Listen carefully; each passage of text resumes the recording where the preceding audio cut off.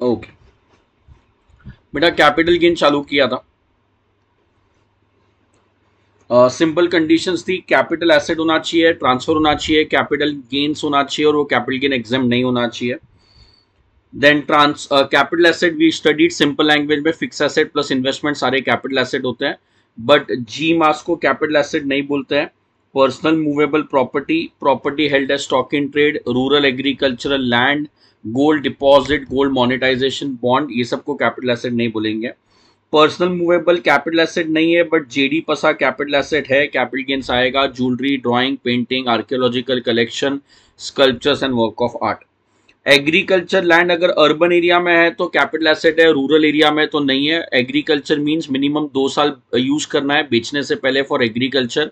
Urban area means जो municipality है +2, 6 and 8 kilometres, अगर उसके बियॉन्ड है तो रूरल एरिया हो गया। ट्रांसफर इंक्लूड सरक, सरक means sale, exchange, relinquishment, extinguishment, compulsory acquisition and conversion of capital asset into stock in trade. So अगर सरक है तो कैपिटल गेन्स आएगा। S is sale, E is exchange, R is relinquishment, E is extinguishment, C is compulsory acquisition and C is conversion of capital asset into stock in trade. तो ये transfer के definition में है तो capital gains आने वाला है। But कुछ ऐसे ट्रांजैक्शन से जहां पे कैपिटल गेन्स नहीं आने वाला है, दैट इज नोन एज पागल सीएस। पी मतलब पार्टीशन ऑफ एचयूएफ।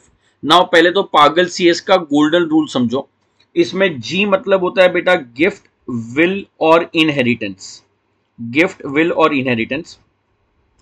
अगर सपोज मैंने अपनी प्रॉपर्टी किसी को भी गिफ्ट में दी, मैंने अपनी प्रॉपर्टी मेरी वाइफ को गिफ्ट में दी, मेरे बच्चों को गिफ्ट में दी, पेरेंट्स को दिया, दोस्त को दिया, किसी को भी दिया, as far as transfer is concern, अगर मैंने अपना प्रॉपर्टी किसी को गिफ्ट में दिया है तो जब मैं ट्रांसफर करूंगा बाय वे ऑफ गिफ्ट, मुझे कैपिटल गेन आने वाला नहीं है। जिस बंदे को गिफ्ट मिला है, सपोज मेरे फ्रेंड को मैंने प्रॉपर्टी गिफ्ट में दिया, तो बेटा जो अदर सोर्सेज में ट्रीटमेंट होगा वो सेपरेट है। But as far as capital gain is concern, अगर मैंने अपनी प्रॉपर्टी दोस्त को दी है तो मेरे को कैपिटल गेन पे टैक्स नहीं आएगा। जब दोस्त को गिफ्ट मिलेगा उसके लिए वो अदर सोर्सेज में टैक्सेबल होएगा, और जब वो दोस्त आगे वो एसेट को बेचेगा, बराबर है। अगर पहले वी आर अज्यूमिंग कि अदर सोर्सेज में वो गिफ्ट एग्जेम्प्ट है, पहले अज्यूम करो कि अदर सोर्सेज में गिफ्ट एग्जेम्प्ट है। सो मैंने प्रॉपर्टी अपने वाइफ को गिफ्ट में दिया, तो जब मैंने गिफ्ट में दिया मुझे कोई टैक्स एप्लीकेबल नहीं हुआ, कैपिटल गेन में it is not regarded as transfer. Wife के हाथ में जो गिफ्ट है वो एग्जेम्प्ट हो जाता है बिकॉज रिलेटेड पार्टी से मिला है।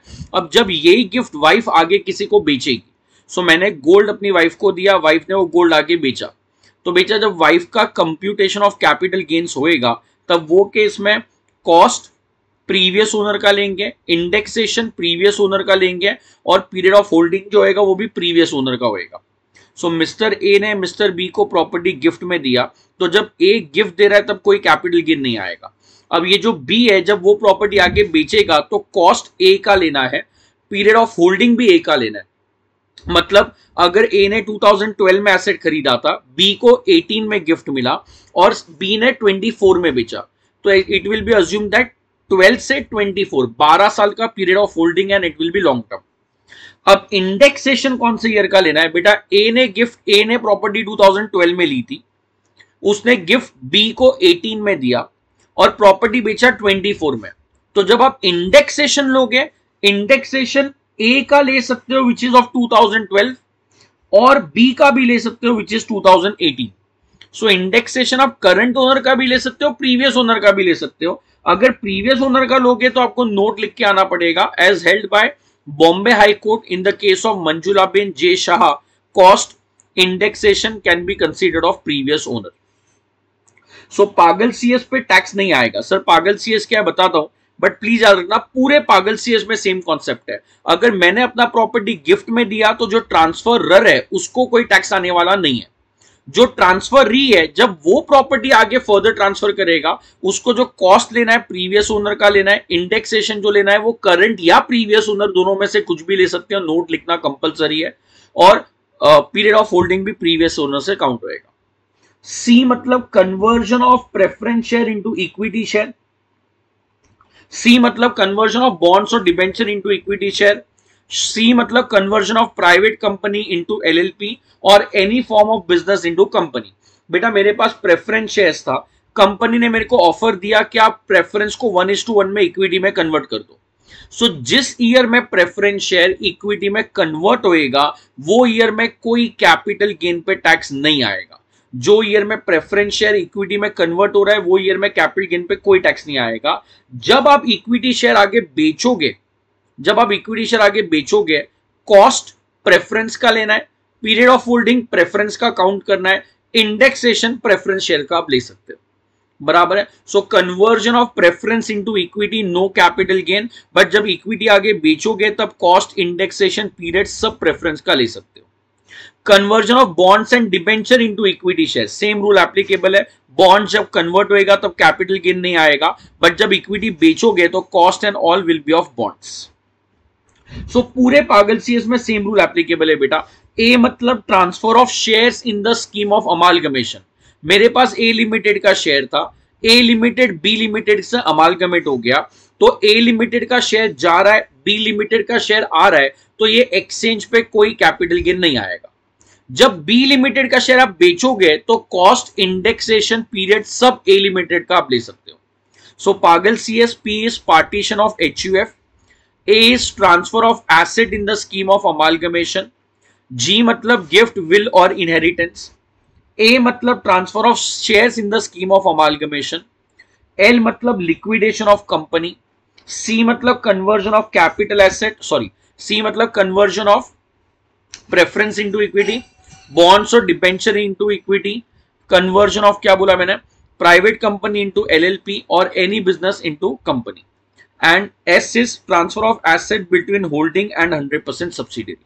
ट्रांसफर रर पे कोई टैक्स नहीं आएगा, बट जब ट्रांसफर ही आगे बेचेगा तो cost, indexation, period previous owner का ले सकता है, बराबर है। इसमें एक न्यू अमेंडमेंट था, दैट इज अगर सपोज आपके पास फिजिकल गोल्ड है तो आप गवर्नमेंट के पास जाके फिजिकल गोल्ड को डिजिटल गोल्ड में कन्वर्ट कर सकते हो और उसके बदले आप इलेक्ट्रॉनिक गोल्ड रिसीट्स ले सकते हो। सो मेरे पास फिजिकल गोल्ड था, मैं गवर्नमेंट के पास जा रहा हूं या गवर्नमेंट नोटिफाइड इंस्टीट्यूट के पास जा रहा हूं और मैं फिजिकल गोल्ड को इलेक्ट्रॉनिक गोल्ड रिसीट में कन्वर्ट कर रहा हूं ईजीआर में। तो जब फिजिकल गोल्ड को ईजीआर में कन्वर्ट करोगे तब कोई कैपिटल गेन आने वाला नहीं है। सो मेरे पास फिजिकल गोल्ड था, मैंने उसको ईजीआर में कन्वर्ट किया, तो on conversion there will be no capital gains. अब मेरे पास बेटा डिजिटल गोल्ड रिसीट्स आ गया, ईजीआर आ गया। अगर फ्यूचर में मैं ये ईजीआर को वापस से फिजिकल गोल्ड में कन्वर्ट करूंगा तभी भी कैपिटल गेन्स नहीं आएगा। So physical gold converted to EGR, no capital gains.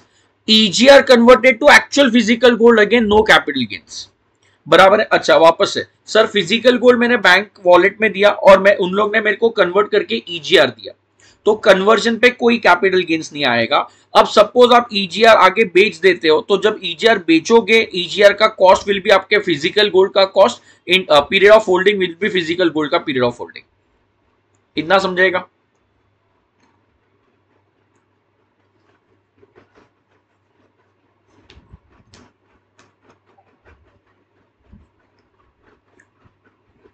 Okay बराबर है। So that was your transaction not to be treated as transfer, that is पागल सीएस।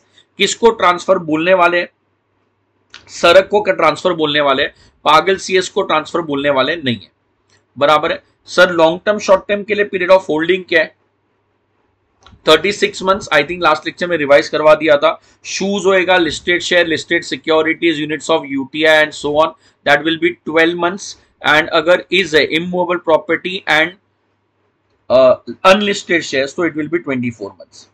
कैपिटल गेन का फॉर्मेट फिक्स है, just like house property, एफईओसी minus transfer expense will give me net consideration minus COA या तो आईसीओए, COI या तो आईसीओआई। Transfer expense में STT का deduction नहीं मिलता है, पीजीबीपी में मिलता है, इधर नहीं मिलता है। एंड जब भी आप इंडेक्सेशन लोगे सैड पे इंडेक्सेशन नहीं मिलेगा, शॉर्ट टर्म कैपिटल एसेट पे नहीं मिलेगा, स्लम सेल पे नहीं मिलेगा, 112A पे नहीं मिलेगा, बॉन्ड्स एंड डिबेंचर्स पे नहीं मिलेगा, एंड डेप्रीशिएबल एसेट्स पे नहीं मिलेगा, बराबर है। नेक्स्ट बेटा, in general YOT is equal to YOT, year of taxation is equal to year of transfer. तो जो ईयर में प्रॉपर्टी बेचोगे पैसा कभी भी मिले, टैक्स वो ईयर में आएगा जब बेचा था। हाउएवर 4 एक्सेप्शन है। पहला एक्सेप्शन है इंश्योरेंस रिसीट्स। तो बेटा मेरा एसेट पहले तो नरफे की वजह से डैमेज या डिस्ट्रॉय होना चाहिए। Natural calamities, riots, fire explosion and enemy attack. So मेरे पास जो एसेट्स थे वो नरफे की वजह से डैमेज या डिस्ट्रॉय हो गए। अगर डैमेज या डिस्ट्रॉय अदर देन नरफे है तो कैपिटल गेन्स ही नहीं आएगा। तो एसेट मेरे हाथ से गिर के टूट गया तो कैपिटल गेन्स नहीं आने वाला है। बट अगर नरफे की वजह से डिस्ट्रॉय होएगा, इंश्योरेंस क्लेम मिला है नहीं मिला है, अगर इंश्योरेंस क्लेम मिला है तो जितना इंश्योरेंस कंपनी ने पैसा दिया और जितना उन लोग ने एसेट दिया उसका fair market value will B FVOC। तो बेटा एसेट मैंने खरीदा होएगा, उसका कॉस्ट वॉस्ट तो मेरे पास होगा, बट अगर डैमेज डिस्ट्रक्शन हो रहा है तो इंश्योरेंस वाले जो मनी देंगे वो प्लस मनी के साथ साथ fair market value of asset देंगे वो, that will B FVOC। Now the point here is, sir tax भरेंगे कौन से ईयर में? तो बेटा जब तक इंश्योरेंस का पैसा नहीं मिलता है तब तक आपको मालूम नहीं पड़ेगा कितना क्लेम था। तो यहाँ पे year of taxation will be year of receipt. YOT is equal to YOR, जो साल में पैसा मिलेगा वो साल में टैक्स पे करना है। सो पहले जनरल रूल था जो ईयर में बेचा है वो ईयर में टैक्स आएगा, बट इंश्योरेंस केस में जो ईयर में इंश्योरेंस क्लेम मिलेगा वो साल में टैक्स आएगा, वो भी नरफे की वजह से डैमेज हो रहा है तो टैक्स आएगा, and money plus FMV of asset will be your FVOC. Next exception to yacht is equal to yacht is conversion of capital asset into stock in trade. बेटा जब भी इसके ऊपर क्वेश्चन आया या थियरी पढ़ना है, ऑलवेज 3 बॉक्स इमेजिन करो, आप लोगों को आंसर आ जाएगा। ऑलवेज 3 बॉक्स इमेजिन करो। मेरे पास गोल्ड ज्वेलरी था, मैंने वो गोल्ड ज्वेलरी अपने गोल्ड के बिजनेस में ट्रांसफर किया और फिर वो ज्वेलरी आगे मैंने बेच दिया। सो 2012 में गोल्ड ज्वेलरी खरीदा था एज एन इन्वेस्टमेंट, मतलब वो कैपिटल एसेट था। 2018 में मैंने उसको स्टॉक इन ट्रेड में कन्वर्ट किया और 2023 में मैंने उसको बेच दिया। सो बेटा there are 3 concept. Capital asset पहले कन्वर्ट हो रहा है स्टॉक इन ट्रेड में, फिर स्टॉक इन ट्रेड एक्चुअल में बिक रहा है और फिर टैक्स कभी भरना है। So always remember, suppose asset खरीदा था 5 लाख में, जब कन्वर्ट हुआ फेयर मार्केट वैल्यू था सपोज 7 लाख रुपीस का, और जब बेचा तब सेलिंग प्राइस था 9 लाख रुपीस का। So 9 lakh minus 7 lakh, 2 lakh will be your business income. So since आपने स्टॉक इन ट्रेड बेचा है तो स्टॉक इन ट्रेड आपका बिजनेस इनकम है, तो sale minus fair market value will be your PGBP। अब बेटा जब ये कैपिटल एसेट आपने खरीदा था 5 लाख में खरीदा था और जो कन्वर्जन है वो ट्रांसफर के डेफिनेशन में कवर्ड है, सो 5 लाख माइनस 7 लाख, ये वाला जो 2 लाख है वो कैपिटल गेन्स में जाएगा। ऑब्वियस सी बात है, लॉन्ग टर्म होएगा तो इंडेक्सेशन का इफेक्ट आपको देना पड़ेगा। So basically there will always be 2 effect. जब कन्वर्ट हो रहा है तब कैपिटल गेन टैक्स आएगा और जब एक्चुअल सेल हो रहा है तब बिजनेस इनकम आएगा। अब बेटा 90% इधर स्टूडेंट क्या भूल जाता है, इंडेक्सेशन का फॉर्मूला है, याद होएगा मैंने बोला था लास्ट लेक्चर में, COA multiplied by cost inflation index of year of transfer YOT upon year of purchase YOP बराबर year of transfer upon year of purchase. ये आप लोगों का इंडेक्सेशन है बराबर। अब बेटा यहाँ पे क्या होता है ना, अपन जितने भी सम करेंगे मॉड्यूल तो ईयर ऑफ ट्रांसफर 23-24 लेके करते हैं, बट यहां पे याद रखना प्लीज, ट्रांसफर अपने एग्जांपल में 18-19 में हुआ था, तो ऊपर जो इंडेक्सेशन आएगा वो 18-19 का आएगा। It is not of 23-24। जो ईयर में ट्रांसफर हुआ था, वो कन्वर्जन हुआ था, वो ईयर का इंडेक्सेशन लेना है, बट टैक्स वो ईयर में नहीं भरना है। टैक्स वो ईयर में भरना है जब एक्चुअल में सेल होएगा। सो टैक्स भरोगे 24 में या 23-24 में, बट जब इंडेक्सेशन कंप्यूट करोगे ऐसा मान के कंप्यूट करो कि 18 में बेच दिया था, बराबर है। So in case of conversion बेटा year of taxation will be YOS, YOT is equal to YOS, YOT is equal to year of sale. तो नॉर्मल अपन ने पढ़ा था YOT is equal to YOT, year of taxation is equal to year of transfer, but insurance claim में अपन ने पढ़ा year of taxation will be year of receipt, and यहां पे अपन ने पढ़ा year of taxation will be year of sale, बराबर है। So YOT is equal to YOT के 4 एक्सेप्शन है। थर्ड एक्सेप्शन मेरे को बोलता है compulsory acquisition of capital asset. बेटा मेरे पास एक जमीन है, वो जमीन कोई रिवर के साइड में, अब वो रिवर एवरी ईयर ओवरफ्लो होता है, तो गवर्नमेंट ने डिसाइड किया कि उधर डैम्स बनाने का है। सो जब गवर्नमेंट को डैम्स बनाने का था, गवर्नमेंट ने नीरज को बोला कि सर हमको आपका जमीन जबरदस्ती लेके जाने का है, आपको नहीं बेचना है तो भी लेके जाएंगे, बट हम लोग इसका प्रॉपर कंपेंसेशन आपको देंगे। सो गवर्नमेंट ने बेटा are you guys there with me? घर पे बोलो बेटा।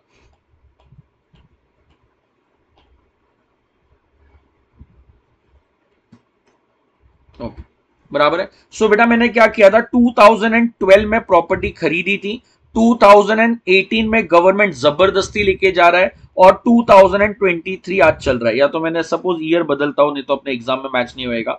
2022। सो 12 में प्रॉपर्टी खरीदा था, 2022 में गवर्नमेंट ने कंपल्सरीली अक्वायर किया, बट 2023 में गवर्नमेंट ने एक्चुअल में पैसा दिया। सो गवर्नमेंट ने बोला सर हम आपकी प्रॉपर्टी लेके जा रहे हैं और हम लोग इसका जो भी वैल्यू है 2 करोड़ कर रहे हैं, 2 करोड़ आपको दे देंगे। बट सर 2023 में हम लोग आपको 2 करोड़ रुपीस देंगे। सो मार्च 22 में गवर्नमेंट कंपल्सरीली मेरा लैंड लेके गया, और 23 में उन लोग ने मुझे इनिशियल कंपेंसेशन दिया। हाइपोथेटिकली अज्यूम करो गवर्नमेंट बोलता है कि सर 1 करोड़ 23 में देंगे, 1 करोड़ 24 में देंगे, 2 साल में पैसा देंगे वापस से। 2012 में गवर्नमेंट प्रॉपर्टी मैंने खरीदी थी, गवर्नमेंट ने मेरे से 22 में अक्वायर किया, बोला सर 2 करोड़ देंगे, 23 में आधा पैसा मिलेगा, 24 में आधा पैसा मिलेगा। सो बेटा पूरे 2 करोड़ पे टैक्स 23 में भरना है। That is initial compensation will be taxable in the year in which it is first received, और उसमें से सीओए, सीओआई, आईसीओआई जो भी है वो सब उसी में से माइनस हो जाएगा। अब क्या हो गया, 24 में बेटा मैंने गवर्नमेंट के पास गया, बराबर है, और मैंने गवर्नमेंट को बोला कि मुझे मैं कोर्ट में गया और मैंने कोर्ट को बोला कि सर मुझे ना ये कंपेंसेशन इन लोगों ने 2 करोड़ कम दिया, मुझे इसके बदले 3 करोड़ मिलना चाहिए था। सपोज कोर्ट ने मेरे फेवर में जजमेंट दे दिया, और कोर्ट के जजमेंट के बाद 25 में मुझे एक्स्ट्रा 50 लाख और 26 में एक्स्ट्रा 50 लाख मिलने वाला है। सो इनिशियली 2 करोड़ डिसाइड हुआ था, उसके बाद 1 करोड़ एक्स्ट्रा मिला मुझे कोर्ट के एनहांस कंपेंसेशन के वजह से। तो बेटा जब एनहांस कंपेंसेशन मिलेगा 25 में 50 लाख पे ही टैक्स आएगा, एंड 26 में बैलेंस 50 लाख पे। इनिशियल कंपेंसेशन 2 ईयर में मिला, बट अपन ने पूरे पे टैक्स फर्स्ट ईयर में पे किया। एनहांस कंपेंसेशन जितना मिलेगा उतने पे टैक्स आएगा, पूरे पे टैक्स भरने का जरूरत नहीं है। और एनहांस कंपेंसेशन जब आप कंप्यूट करोगे तब आपको सीओआई कुछ नहीं मिलेगा, बिकॉज ऑलरेडी डिडक्शन ले चुके हो, सिर्फ मैक्सिमम लिटिगेशन एक्सपेंसेस अलाउड होएगा बस। So there are 2 type of compensation, initial and enhance. Initial compensation जब पहली बार मिलेगा पूरे अमाउंट पे टैक्स आएगा और सब सीओए वो सब माइनस होएगा। एनहांस कंपेंसेशन जितना जितना मिला उतने उतने पे टैक्स आएगा और सिर्फ लिटिगेशन एक्सपेंस माइनस होएगा। Again normally YOT is equal to YOT होता है, बट यहां पे टैक्स भरना है वो ईयर में जो ईयर में पैसा मिलेगा, बराबर है। And lastly specified agreement. Specified agreement बेटा लैंड ओनर ने अपनी जमीन का राइट्स बिल्डर को ट्रांसफर किया है, और बिल्डर वो जमीन के बदले पैसा नहीं दे रहा है, बिल्डर वो जमीन के बदले बोल रहा है 20 में से 5 फ्लैट आप रख लेना। सो लैंड ओनर ने अपने फ्लैट का डेवलपमेंट राइट्स या लैंड, जो भी अपने लैंड का डेवलपमेंट राइट्स या लैंड बिल्डर को ट्रांसफर किया है। बिल्डर ने उसके अगेंस्ट फ्लैट लैंड ओनर को 10 फ्लैट दिए हैं, तो बेटा वो जो 10 फ्लैट मिल रहे हैं उसका जो स्टैंप ड्यूटी वैल्यू होएगा दैट विल बी FVOC। वापस से रिपीट कर रहा हूं, मेरी जमीन के बदले मुझे पैसा मिलता तो FVOC would have been amount received, but मैंने जमीन ट्रांसफर किया, उसके बदले बिल्डर ने मुझे फ्लैट्स दिए, तो जो फ्लैट्स आ रहा है उसका स्टैंप ड्यूटी वैल्यू FVOC होएगा, और जो ईयर में कंप्लीशन सर्टिफिकेट मिलेगा वो ईयर में आपको टैक्स पे करना है। So YOT is equal to YOC, year of taxation will be year of completion certificate. So those were 4 cases जहां पे अपना जनरल रूल चेंज हो रहा है। नॉर्मल रूल क्या था, YOT is equal to YOT, but अगर इंश्योरेंस है तो जब पैसा मिलेगा तभी टैक्स भरना है। सेकेंड अपन ने पढ़ा कि जब कंपल्सरी एक्विजिशन है, अगेन जब पैसा मिलेगा तब टैक्स भरना है। जब conversion of capital asset into stock in trade है, जब conversion of capital asset into stock in trade है, वो वाले ईयर में आपको टैक्स कभी भरना है, ईयर ऑफ सेल में। एंड लास्टली अगर स्पेसिफाइड अग्रीमेंट है दैट इज डेवलपमेंट राइट्स, तो आपको टैक्स पे करना है वो ईयर में जब आपको कंप्लीशन सर्टिफिकेट मिला था, वो ईयर में। बराबर है। So this are exception to YOT is equal to YOT rule. I hope इतना समझा है। Please comment.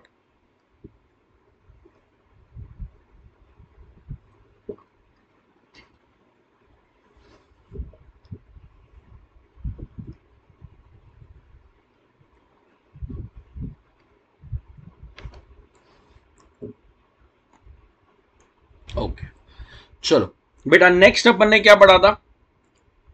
पागल सीएस, लिक्विडेशन ऑफ कंपनी अपन ने पढ़ा था कि पागल सीएस में आता है, मतलब इस पे कैपिटल गेन नहीं आने वाला है। जैसे ही लिक्विडेशन ऑफ कंपनी आया, जैसे ही लिक्विडेशन ऑफ कंपनी आया बेटा, always think from two point of view. एक कंपनी जो है लिक्विडेशन पे शेयर होल्डर्स को अपने एसेट दे रही है, तो जब कंपनी लिक्विडेशन पे शेयर होल्डर को अपना एसेट देगी तब कंपनी के लिए कोई कैपिटल गेन्स नहीं आएगा। सेकेंड, आपको अज्यूम करना है शेयर होल्डर के पॉइंट ऑफ व्यू से। सिंस कंपनी लिक्विडेट हो रही है तो शेयर होल्डर का शेयर्स जा रहा है और कंपनी से उसको मनी मिला होएगा या तो एसेट मिला होएगा जिसका फेयर मार्केट वैल्यू लेना है। सो ऑलवेज रिमेंबर, अगर कंपनी लिक्विडेट हो रही है, कंपनी जब डिस्ट्रीब्यूट करेगी एसेट शेयर होल्डर को, कोई कैपिटल गेन नहीं आएगा। बट शेयर होल्डर के शेयर्स जा रहे हैं और उसके अगेंस्ट कंपनी उसको मनी देने वाली है या उसको एसेट देने वाली है, उसका फेयर मार्केट वैल्यू। बेटा तो जब शेयर होल्डर को मनी प्लस एसेट मिल रहा है, से कंपनी जब बंद हो गई, कंपनी ने शेयर होल्डर को 12 लाख रुपए का मनी प्लस एसेट मिला के दिया है, तो बेटा 12 लाख रुपए का हमेशा दो पार्ट करना है। जितना रिजर्व्स एंड सरप्लस में शेयर होल्डर का हिस्सा है वो डीम डिविडेंड बन जाएगा 222C में, और जो बैलेंस बच जाएगा वो बैलेंस बच जाएगा FEOC of equity share. Please understand, suppose जो कंपनी है, बराबर है, सपोज जो कंपनी है, कंपनी ने 12 lakh rupees money plus asset मेरे को 12 लाख का दिया, कंपनी के रिजर्व्स में 20 लाख पड़ा हुआ है, उसका 10% शेयर होल्डर नीरज है, तो मेरे पास कंपनी के 10% शेयर्स है और कंपनी के रिजर्व्स में 20 लाख है। सो बेटा 20 लाख का 10% दैट इज 2 लाख। 2 लाख मेरे लिए क्या हो जाएगा? डिविडेंड। 2 लाख मेरे लिए क्या हो जाएगा? डिविडेंड। प्लीज अंडरस्टैंड, 12 लाख मुझे टोटल मिला था, 12 लाख में से 2 lakh rupees will be considered as deem dividend, और जो बैलेंस 10 लाख है वो एफईओसी ऑफ शेयर्स हो जाएगा। Is that much clear? I hope इतना क्लियर है। बराबर है।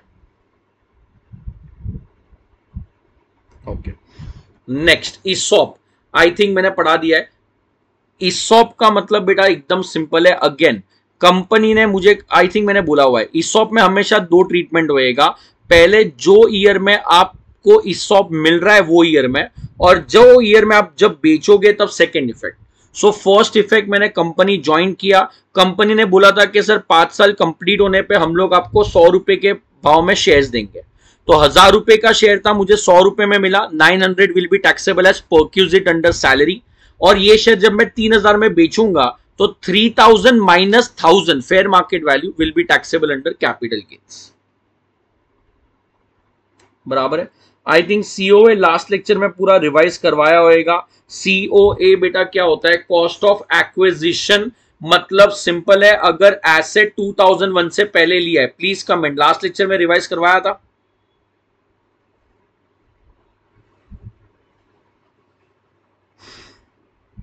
हाँ, सो वही है, 2001 से पहले लिया है तो फेयर मार्केट वैल्यू लेना है, और 2001 के बाद लिया है तो एक्चुअल कॉस्ट लेना है। बोनस शेयर का 0 या फेयर मार्केट वैल्यू है, और 112A इसमें हाईलाइट था बिकॉज वो नया अमेंडमेंट था। याद होएगा तो सेलिंग प्राइस और fair market value on 1 Feb 2018 whichever is, बोलो हायर या लोअर, क्या लू? Whichever is lower compare to what? Actual cost, whichever is क्या लोगे? Higher, that will be your COA. Cost of improvement लेना है, but 2001 के पहले वाला जो कॉस्ट ऑफ इंप्रूवमेंट है वो नील लेना है। जब भी कैपिटल गेन डेप्रिशिएबल एसेट पे आएगा मतलब मैं अगर कंपनी मतलब मैं इंडिविजुअल हूं, मैं मेरा बिजनेस एंड प्रोफेशन चल रहा है और मैं बुक्स ऑफ अकाउंट्स मेंटेन करता हूं, तो डेप्रिशिएबल एसेट में opening WDV add purchase less sale वाले मेथड से अपना कैपिटल गेन्स आएगा। स्लम सेल मस्ट कॉन्सेप्ट है, आंसर बोलना प्लीज। अगर मेरे पास मेरा क्लास है, उसमें सपोज मेरे पास 1000 बच्चे हैं, मेरे पास एक आदमी आया बोला सर आपका क्लास खरीदने का है, मतलब मेरे पास सपोज 3 डिवीजन है, CA CS और TY BCom। तो मैंने डिसाइड किया कि TY BCom मेरे को अभी नहीं चलाने का है, तो मैंने क्या किया, मैंने एक आदमी को ढूंढा, वो बोलता है सर मैं TY BCom आपका डिवीजन पूरा लेके जा रहा हूं। मैंने बोला सर कितना पैसा दोगे, वो बोलता है सर एसेट में बिल्डिंग का इतना। मैंने बोला सर टाइम पास मत करो, 100 करोड़ रुपया दो और पूरा बीकॉम डिवीजन लेके जाओ। सो बेटा मैंने पूरा का पूरा डिवीजन बेचा है, मैंने एक एसेट नहीं बेचा है, और जो डिवीजन बेचा है वो लमसम प्राइस के लिए बेचा है, तो उसको स्लम सेल बोलते हैं। स्लम सेल का मतलब है sale of entire undertaking for a lump sum price, sale of entire undertaking for a lump sum price, बराबर है। अब बेटा इसमें क्या होएगा, FEOC will be what, same rule है, एक्चुअल सेलिंग प्राइस या तो fair market value whichever is higher, actual selling price और fair market value whichever is higher.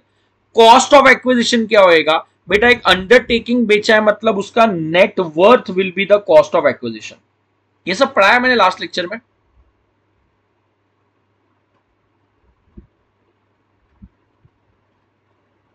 Net worth is, हाँ सो बेटा net worth will be your cost of acquisition. Net worth कैसे आता है, net worth आता है बचपन से पढ़ा होएगा एसेट्स माइनस लाइबिलिटी करके। सो अगर आप लोगों ने स्लम सेल में कोई एसेट को बेचा है, तो जो भी उसका एक्चुअल सेलिंग प्राइस है या तो फेयर मार्केट वैल्यू है, whichever is higher will be FEOC। Purchase price, अब पूरा अंडरटेकिंग बेचा तो अंडरटेकिंग का net worth will be the purchase price. How to compute net worth, assets minus liability. जब भी एसेट्स आप रिकॉर्ड करोगे बेटा, अगर डेप्रीशिएबल एसेट है तो WDV पे रिकॉर्ड करना है, और अगर नॉन डेप्रीशिएबल एसेट है तो बुक वैल्यू पे रिकॉर्ड करना है। नॉन डेप्रीशिएबल एसेट है तो बुक वैल्यू पे रिकॉर्ड करना है। So asset depreciable will be recorded at WDV, non depreciable will be recorded at book value. और अगर आपको एसेट रीवैल्यूड फिगर पे दिया है तो आपको उसको ओरिजिनल वैल्यू पे लाना पड़ेगा। सो सपोज बैलेंस शीट में बोला है एसेट का वैल्यू 5 लाख है और बोला है कि asset is upward revalued by 1 lakh. So आपको एसेट रिकॉर्ड करना पड़ेगा 4 लाख पे to ascertain the net worth. So net worth is asset minus liability. Depreciable asset WDV पे रिकॉर्ड करना है, नॉन डेप्रीशिएबल बुक वैल्यू पे रिकॉर्ड करना है। अगर रीवैल्यूड एसेट दिया है तो उसको ओरिजिनल वैल्यू पे लाने का है। Always remember and always understand please, slump sale में लॉन्ग टर्म हो या शॉर्ट टर्म हो, वो मालूम पड़ेगा जिस दिन से डिवीजन चालू किया था। सो मैंने बीकॉम डिवीजन 2018 में चालू किया, बेटा कंपनी चालू की वो ईयर नहीं देखना है, बीकॉम डिवीजन चालू किया वो डेट से डिवीजन बेचा वो डेट तक का देखना है। और अगर लॉन्ग टर्म भी हुआ इंडेक्सेशन नहीं मिलेगा, ये सैड के एस में आ जाता है स्लम सेल, तो इंडेक्सेशन नहीं मिलेगा। So slump sale is lump sum price में डिवीजन बेचा है, फेयर मार्केट वैल्यू या एक्चुअल सेलिंग प्राइस जो भी हायर है वो FEOC बना, ट्रांसफर एक्सपेंस नॉर्मल रहेगा, COA नेटवर्थ लेना है, इंडेक्सेशन नहीं मिलेगा, net worth is asset minus liability, revalued asset को ओरिजिनल पे लाना है, डेप्रीशिएबल एसेट WDV पे है तो बराबर है, नहीं है तो WDV पे लाना पड़ेगा, नॉन डेप्रीशिएबल कॉस्ट पे रिकॉर्ड होना चाहिए। लॉन्ग टर्म शॉर्ट टर्म के लिए ऑलवेज रिमेंबर जहां से डिवीजन चालू किया था वो डेट से डिवीजन बेचा वो डेट का वैल्यू आपको लेना पड़ेगा। ओके सर, FEOC का मतलब क्या होता है, सेलिंग प्राइस, बराबर है। FEOC का मतलब होता है सेलिंग प्राइस। बेटा गिफ्ट जब अपने को मिल रहा था, इमूवेबल प्रॉपर्टी जब आपको गिफ्ट में मिल रही थी, तो आप रेसिपिएंट के पॉइंट ऑफ व्यू से अदर सोर्सेज में गिफ्ट पे टैक्स भरोगे। बट यहां पे जब आप इमूवेबल प्रॉपर्टी बेच रहे हो, तो जब आप इमूवेबल प्रॉपर्टी बेच रहे हो तो you have to make sure that वो स्टैंप ड्यूटी वैल्यू है उससे ज्यादा पे बिके। अगर कम पे बिका है मतलब तुम लोग ने फ्रॉड किया है। सो अगर इमूवेबल प्रॉपर्टी का बेटा स्टैंप ड्यूटी वैल्यू 1 करोड़ है और अगर आपने इसको सेल किया है 80 लाख में, सो गवर्नमेंट को प्रॉब्लम है। अगर आपने कम प्राइस में सेल किया है एंड डिफरेंस मोर देन 10% है, मतलब आपने कैश में पैसा लिया, आपको 1 करोड़ पे टैक्स आएगा. So if your selling price is higher than stamp duty value, आपका selling price correct है. If stamp duty value is higher than 110% of selling price, then आपका value incorrect है, value will be 1 crore. Sir stamp authority 1 crore बोल रहा है, मैंने 98 लाख में बेचा तो 98 लाख करेक्ट है. 10% से ज्यादा डिफरेंस है, then it is a problem. बराबर है बेटा, 10% इसका लेना है सेलिंग प्राइस का. सो सेलिंग प्राइस 100 है, स्टैम्प ड्यूटी बोलता है 120, तो 100 का 10% लेना है. So in that case value will be 120. But अगर आपको स्टैम्प अथॉरिटी से प्रॉब्लम है तो आप वैल्यूएशन ऑफिसर के पास जा सकते हो. अगर उसके पास जा रहे हो तो उसका वैल्यू और stamp duty value whichever is lower होगा. आई थिंक ये लास्ट लेक्चर में रिवाइज करवाया, बराबर है. Then the last part of your syllabus is exemption. बेटा एग्जेम्पशन मोस्ट इंपॉर्टेंट में 54, 54 EC और 54 F आता है. ये मेजॉरिटी क्वेश्चन में 3 एग्जेम्पशन के ऊपर बनते हैं. सिंपल है, प्लीज अंडरस्टैंड. 54 में घर बेच के घर खरीदा है, 54 में घर बेच के घर खरीदा है. बेटा जैसे ही घर आया, ऑलवेज रिमेंबर घर में इंडिविजुअल HUF रहता है. So 54 is available only to individual HUF जिसने लॉन्ग टर्म कैपिटल एसेट बेचा है, जो रेसिडेंशियल हाउस है. किसने क्या बेचा है? इंडिविजुअल HUF ने लॉन्ग टर्म कैपिटल एसेट बेचा है जो रेसिडेंशियल हाउस है, और ये हाउस बेच के उसको 1 रेसिडेंशियल हाउस खरीदने का है anywhere in India. He can buy only 1 house anywhere in India. But अगर उसको कैपिटल गेन्स 2 करोड़ का हुआ है तो वो 2 घर खरीदने में भी प्रॉब्लम नहीं है. वापस से मैं एक बार रिपीट कर देता हूं, अगर इंडिविजुअल HUF ने घर बेच के घर खरीदा है, एक घर खरीदना है इन इंडिया के अंदर, तो उसका जो कैपिटल गेन है वो एग्जेम्प्ट हो जाएगा, प्रोवाइडेड उसको एक ही घर खरीदना है. बट अगर उसका capital gain up to 2 crore है तो वो 2 घर खरीदेगा तो भी चलेगा. And maximum exemption available will be 10 crore rupees. जो पुराने सिलेबस वाले हैं उन लोग को अमेंडमेंट नहीं पता होगा, तो ये अमेंडमेंट है बेटा. पहली बात तो कैपिटल गेन मेरे को हुआ था 5 करोड़ का, नया घर खरीदा 7 करोड़ का, तो पूरा 5 करोड़ एग्जेम्प्ट हो गया. सो कैपिटल गेन 5 करोड़ था, घर खरीदा 7 करोड़ का, तो पूरा 5 करोड़ एग्जेम्प्ट. कैपिटल गेन था 5 करोड़ का, घर खरीदा 3 करोड़ का, तो बेटा एग्जेम्पशन विल बी 3 करोड़ रुपया. That is amount of capital gains और एसेट का investment whichever is lower. However maximum limit is 10 crore rupees. So अगर किसी इंडिविजुअल HUF ने लॉन्ग टर्म घर बेच के घर खरीदा है और घर मैक्सिमम 1:2:3 ईयर्स में खरीदना है. सर 1:2:3 मतलब 1 year backward, 2 year forward, 3 year forward for construction.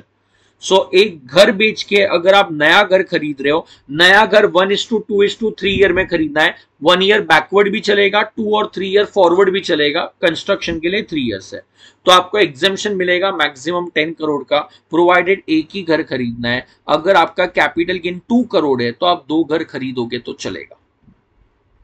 जो नया घर खरीदा है आप 3 साल तक नहीं बेच सकते. That is lock in period is 3 years. Lock in period is 3 years. Similarly बेटा अगर आपने घर बेच के घर खरीदा है तो 54 में एग्जेम्पशन है. अगर घर के अलावा कुछ बेचा है, एग्जैक्ट सेम सेक्शन है, इंडिविजुअल और HUF होना चाहिए, लॉन्ग टर्म कैपिटल एसेट बेचना चाहिए. बट यहां पे अदर देन हाउस प्रॉपर्टी बोला है, मतलब मैंने गोल्ड बेचा, सॉरी गोल्ड के पैसों से घर खरीदा, मैंने म्यूचुअल फंड्स रिडीम किए, म्यूचुअल फंड के पैसों से घर खरीदा. सो अगर अदर देन रेसिडेंशियल हाउस मैंने कोई भी लॉन्ग टर्म कैपिटल एसेट बेच के अगर नया घर खरीदा है तो मुझे सेम टाइम है बेटा 1:2:3 ईयर्स में नया घर लेना है. लॉक इन पीरियड 3 ईयर्स है. अमाउंट ऑफ एग्जेम्पशन भी सेम है, मैक्सिमम 10 करोड़ रुपीज. सिर्फ एक कंडीशन नया है कि ये वाले सेक्शन में अगर किसी को एग्जेम्पशन लेना है तो तुम्हारे पास पहले से या तो एक भी घर नहीं होना चाहिए या तो मैक्सिमम एक घर होना चाहिए. तो अगर मेरे पास पहले से 2 घर है, फिर म्यूचुअल फंड बेच के नया घर और खरीद रहा हूं तो एग्जेम्पशन नहीं मिलेगा. अगर मेरे पास पहले से एक ही घर है और अगर मैं अभी और एक घर बेच के नया खरीद रहा हूं, सॉरी, अगर मैं गोल्ड बेच के नया घर खरीद रहा हूं तो 54F is available. So 54F is available to individual HUF जिन लोग ने लॉन्ग टर्म कैपिटल एसेट बेचा है अदर देन रेसिडेंशियल हाउस। नया घर खरीदना है 1 year backward, 2 year forward, 3 year forward for construction. नया घर 3 साल तक बेच नहीं सकते, लॉक इन पीरियड है, और exemption will be maximum 10 crore rupees. But problem यह है कि बेटा 54 सेक्शन में एसेट बदल जाता है। 54 में घर बेच के घर खरीदा है, 54B में एग्रीकल्चर लैंड बेच के एग्रीकल्चर लैंड खरीदा है, 54D में आपने इंडस्ट्रियल लैंड और बिल्डिंग, मतलब सब जगह पे सेम एसेट है, सिर्फ 54F में एसेट बदल रहा है। म्यूचुअल फंड बेच के घर खरीदा, गोल्ड बेच के घर खरीदा, शेयर बेच के घर खरीदा, तो बेटा यहाँ पे जो एग्जेम्पशन मिलेगा वो आपको फॉर्मूला से मिलेगा। सर क्या फॉर्मूला है?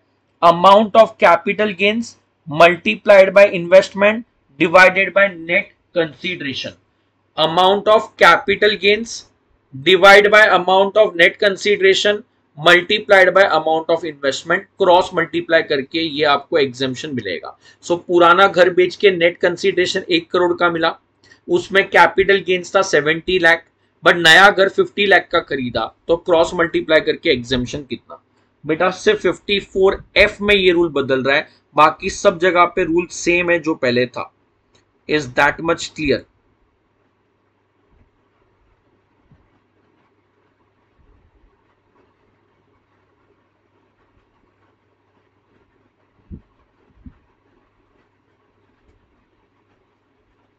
ओके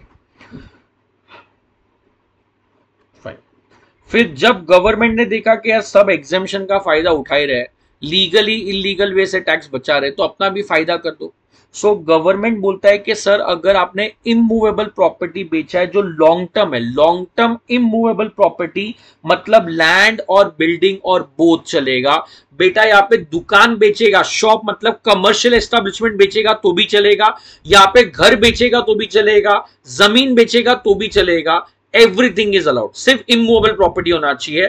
सो 54EC बोलता है कि अगर आपने लॉन्ग टर्म इमूवेबल प्रॉपर्टी बेचा है तो हमारे बॉन्ड्स में इन्वेस्ट करो, NHAI और RECL के।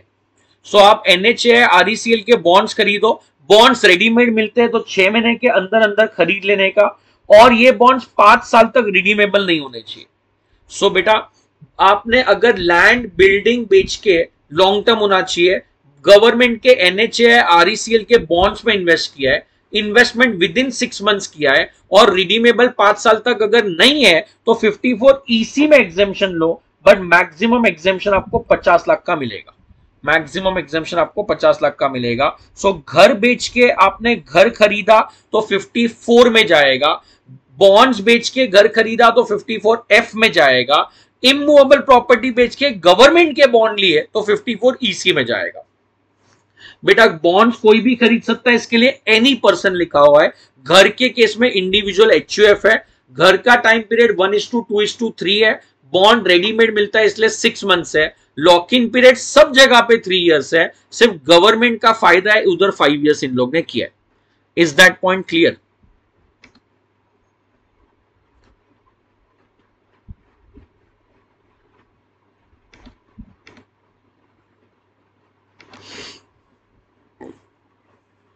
ओके अब 54B और D इतना फ्रीक्वेंटली एग्जाम में नहीं पूछता है। B फॉर बंजर जमीन, कुछ भी रट्टा मारने के लिए मैंने बोला है। अगर आपके पास अर्बन एग्रीकल्चरल लैंड है, रूरल तो बेटा एसेट ही नहीं होता है, और ये बेच के अगर आपने नया एग्रीकल्चर लैंड खरीदा है कोई भी एरिया में, अर्बन या रूरल, अगेन एग्रीकल्चर आया मतलब it has to be individual HUF। घर है तो इंडिविजुअल HUF, एग्रीकल्चर है तो इंडिविजुअल HUF। सो अगर आपने अर्बन एग्रीकल्चर लैंड बेच के कोई भी नया एग्रीकल्चर लैंड खरीदा है 2 साल के अंदर अंदर, तो आप शॉर्ट टर्म लॉन्ग टर्म दोनों का एग्जेम्पशन ले सकते हो, provided lock in period 3 years है। और 54D भूल जाओगे तुम लोग। D फॉर दादागिरी है, दादागिरी मतलब compulsory acquisition of industrial undertaking है। तो गवर्नमेंट जबरदस्ती मेरा लैंड या बिल्डिंग लेके जा रहा है जो इंडस्ट्रियल यूज में था, और गवर्नमेंट मुझे पैसा दे रहा है, अगर वो पैसों से मैं नया लैंड और बिल्डिंग खरीद रहा हूं तो एग्जेम्पशन 54D में मिलेगा। नया बिल्डिंग 3 साल में लेना है और लॉक इन पीरियड अगेन 3 साल है, बराबर है। 54 था घर के सामने घर, बी मतलब अर्बन एग्रीकल्चर लैंड के सामने एनी एग्रीकल्चर लैंड, डी मतलब दादागिरी कोई भी asset, sorry compulsory acquisition of industrial land और बिल्डिंग के सामने इंडस्ट्रियल लैंड और बिल्डिंग, और 54F मतलब था अपना क्या, कोई भी एसेट बेचा है अदर देन घर और सामने नया घर खरीदा है, सो आपको एग्जेम्पशन मिल जाएगा, बराबर है। अच्छा सर ये जो टाइम पीरियड है वो 1 ईयर 2 ईयर 3 इयर्स जो है सर वो तो 2023 था 2025 में चले जाएगा, तो चलेगा क्या, चलेगा, बट अगर आप ड्यू डेट के पहले घर नहीं खरीद रहे हो तो बेटा आपको क्या करना पड़ेगा, गवर्नमेंट बोलता है कि कोई भी नेशनलाइज्ड बैंक में जाओ, कैपिटल गेन डिपॉजिट अकाउंट में आपका पैसा डालो और फिर एग्जेम्पशन लेके जाओ, नहीं तो एग्जेम्पशन नहीं मिलेगा। सो या तो ये सारे प्रॉपर्टी ड्यू डेट से पहले खरीद लो, अगर नहीं खरीदा तो कैपिटल गेन डिपॉजिट अकाउंट में पैसा डालना पड़ेगा। सर लॉक इन पीरियड के पहले अगर एसेट बेच दिया तो 3 साल 5 साल के पहले, तो जो एग्जेम्पशन पहले क्लेम किया था वो विड्रॉ हो जाएगा, वो विड्रॉ हो जाएगा, बराबर है। So that was your exemption under capital gains 54, 54B, 54D, 54EC and 54F. So that was your capital gains का quick revision.